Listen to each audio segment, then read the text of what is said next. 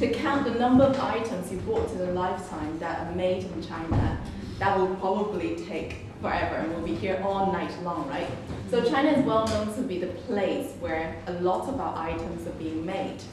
But obviously, then that means they also made a lot of money from it. So the Chinese have been earning a lot of money. But have you ever thought about how they're spending the money and whether they need to spend the money, right? So, human nature, we all love to spend. So the Chinese love to spend as well. So what does that mean?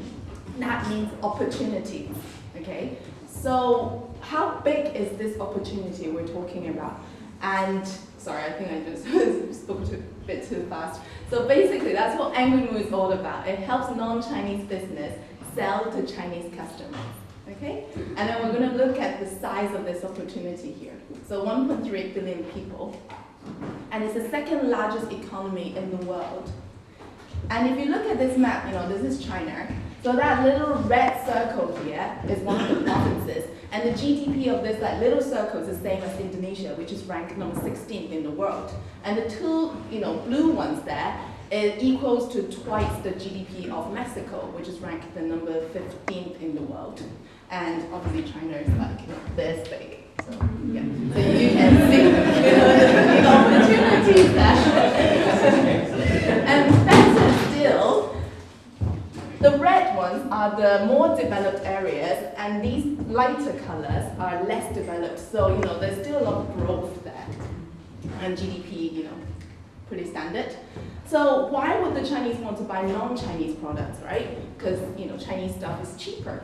But the thing is, do you know what type of people the Chinese don't trust the most?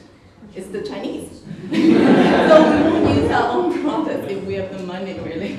So the thing is, for example, a lot of the parents in China, they would never buy baby formula in supermarket. They would, ask their friends overseas to buy it for them or buy it online, hoping that they can get the authentic ones. Even the soy sauce we're having sometimes is fake, and some people even manage to make fake eggs. So, and it's cheaper than the real ones, so genius.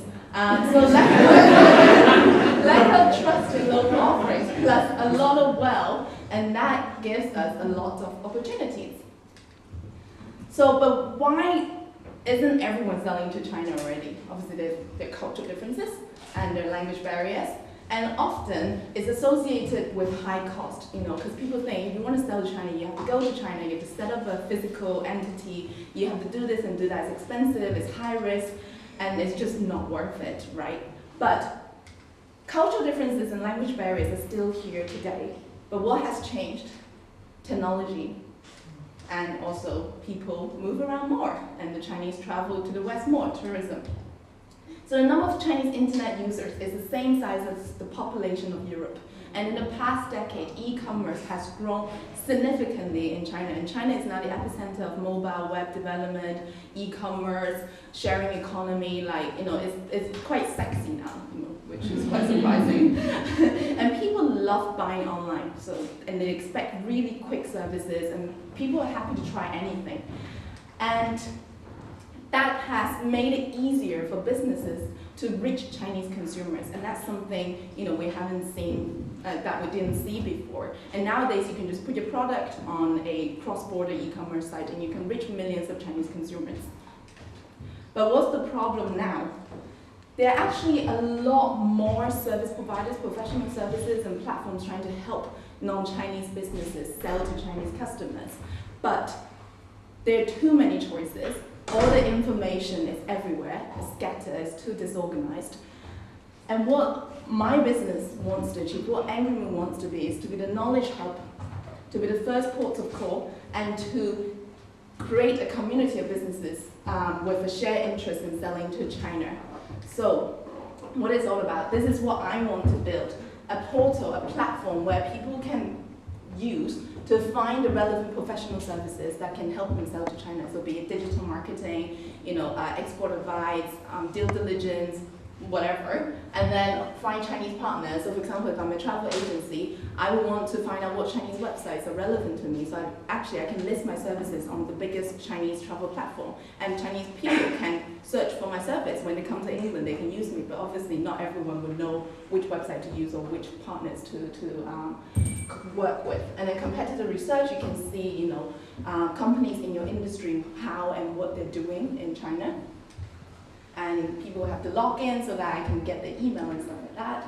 And then they can see, the professional services and the details. And then, these are all the inner pages. And then also competitor research. And then there will be Ask the Expert section where people can ask questions. And then if there are no experts answering, I'll be the one answering it.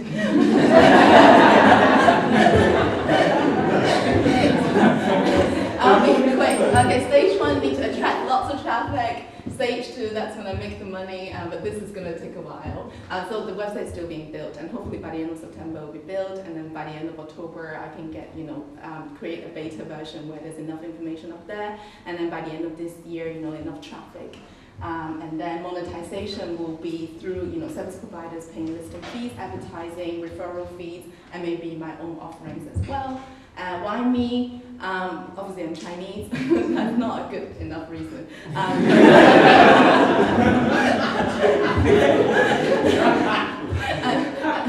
Well, I'm educated. No, basically I grew up in a small city in China, so I witnessed the growth, and our whole family moved from a small town to a bigger town, and then to Hong Kong, and then me moving to England to study, and it just, I know and I can see the opportunities there, and I can see the gap in the interaction between the West and the rest of the world with China, and the Chinese the Chinese deserve better, higher quality products as well. And it's like the Chinese have the problem, and also the West or the rest of the world has the offerings as well. And I would like to see more trade and more cooperation and interaction between different cultures and different people. And so, yeah.